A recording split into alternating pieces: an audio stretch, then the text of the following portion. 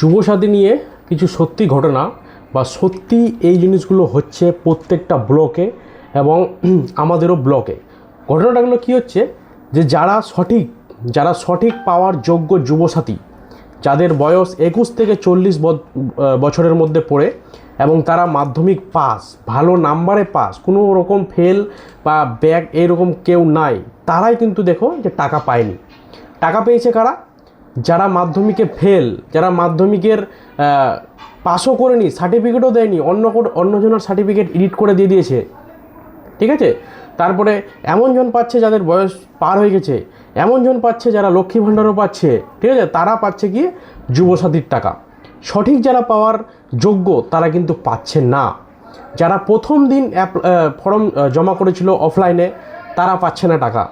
যারা শেষের দিনে অনলাইনে করেছে তারা পাচ্ছে টাকা। যারা প্রথম দিনে অনলাইন করেছিল না তারাও পাচ্ছে না টাকা। এই রকম করে করে বিভ্রান্তি করে দিয়েছে সব এই আমাদের যুবসাথী প্রকল্প চালু করে রাজ্য সরকার। তো এতে এইটাই কথা বলবো যে দেখো 2 নম্বরই কাজটা কী করে হচ্ছে।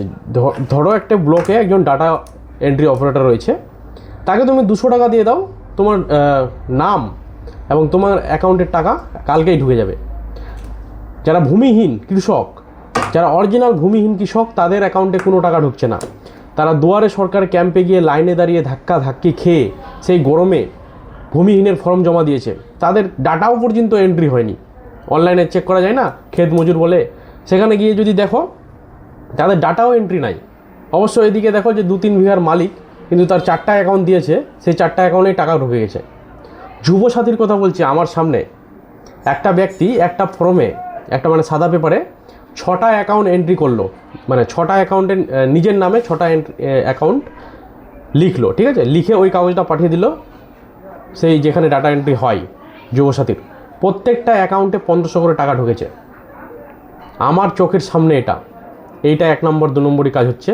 প্লাস তোমার এলাকায় যে কেউ ডাটা এন্ট্রি কাজ করে তাকে তুমি যদি শুধু বলো যে 500 টাকা নিয়ে নাও, বা ওই তোমাকে বলবে যে দেখো তোমার তো অফলাইনে দিয়েছো, ফর্ম কোথায় ফেলবে না ফেলবে কোনো তোমার ঠিক ঠিকানা নাই, তো আমাকে এক কাম করো, আমি আপনার টাকাটা ঢুকিয়ে দিব, সেইখানে তুমি 1000-এর জায়গায় আমাকে 500 টাকা দিয়ে দিও, তাহলেই তোমার কাজ চালু। এইরকম করে করে প্রত্যেকটা জায়গায় 2 নম্বরই চলছে। আমার নিজের কথা বলছি, আমরা প্রথম দিন যেদিন চালু হয় যুবসাথী অফলাইনে জমা করেছিলাম, সেখানে তারা আধিকারিকরা ছিল, তারা বলছে অনলাইনে ফর্ম ফিল আপ করো না, অফলাইনে জমা করেছি অনলাইনে ফর্ম ফিল আপ করো না, নাহলে ফর্ম রিজেক্ট হয়ে যাবে।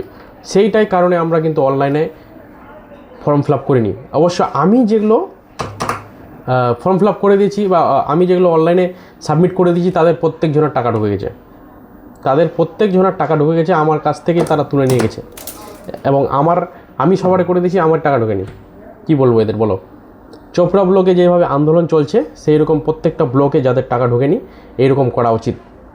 কিন্তু সামনে ভোট ঘোষণা হয়ে গেল, এখন বলবে ভোটের পরে যা হবে দেখা যাবে। তাহলে ওরা ডেটটা কেন আগে করেছিল? একদিনেই একটা ডেট করতো যে এই ডেটে সমস্ত যুব ভাইদের বা যারা চাকরিহীন তাদের একসঙ্গে টাকাটা দেওয়া হতো। তো এই হচ্ছে সরকারের গাফিলতি, এগুলো অন্য কিছু না। সামনে ভোট, এখন সবাই ভোট নিয়ে ব্যস্ত থাকবে। তুমি যদি ব্লকেও যাও তো বলবে অফিসার নাই, সবাই ইলেকশন ডিউটিতে ব্যস্ত। এরকম করে কিন্তু হচ্ছে। টাকা পাইনি, এখনও পর্যন্ত টাকা পাইনি। দিন রাত শুধু মেসেজ চেক করতে আছি, স্টেটমেন্ট প্রত্যেকটা ব্যাংকের চেক করতে আছি, স্টেটমেন্ট কোনটাতে ঢুকবে। কেউ বলছে ডিবিটি লিঙ্কে ঢুকবে, কেউ বলছে যেটা জমা দিয়েছো সেটাতে ঢুকবে। আমি জমা করেছি যুবসাথী, আমার মেসেজ আসছে লক্ষ্মী ভাণ্ডারের। এইরকম করে করে প্রতারণা হচ্ছে। WBIF ওখানে যদি আমি স্ট্যাটাস চেক করতে যাই তো ওখানে নো রেকর্ড ফাউন্ড দেখাচ্ছে। এবার আমার বন্ধুর একটা টাকা ঢুকেছে, সেখানে তার নাম্বার দিয়ে দেখছি তারও দেখাচ্ছে নো রেকর্ড ফাউন্ড, কিন্তু টাকা ঢুকে গেছে। কি এগুলো কি হচ্ছে কি রাজ্যে? মমতা সরকারকে বলছি, বা মমতা সরকারকে আমি ট্যাগ করে বলবো, এটা একটু দেখেন এই বিষয়টা। আজকালের মধ্যে আপনারা টাকা ঢোকার ব্যবস্থা করেন। বাস এইটুকুই আজকে ভিডিও। যার ঢুকেনি টাকা অবশ্যই কমেন্টে জানাও, আর যাদের ঢুকে গেছে তারা ক্যাশ করো।